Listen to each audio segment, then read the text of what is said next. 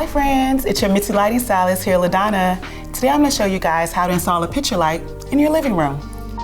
Picture lights are a great source of accent lighting, perfect for illuminating wall art or family memories.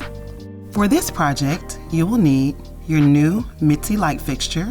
We're installing the Holly picture light. Assembly instructions, screwdriver, box cutter, a drill, and step ladder. Ask a pal, family member, or neighbor to assist with the installation of larger fixtures. First, remove the mounting plate from the back of the fixture.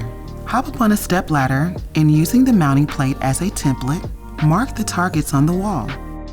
Drill the holes and thread the anchors. Place the body of your fixture onto the mounting plate and secure it with set screws.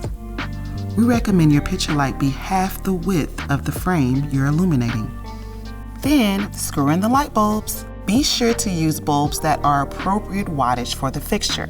You can find that information in the assembly instructions. And that's it. Plug in your fixture, flip the switch, and enjoy your new glow. Show us your new Mitzi piece by tagging us at MyMitzi. We'd love to see it. Be sure to check out the rest of our How to Hang series featuring several other of our favorite Mitzi fixtures.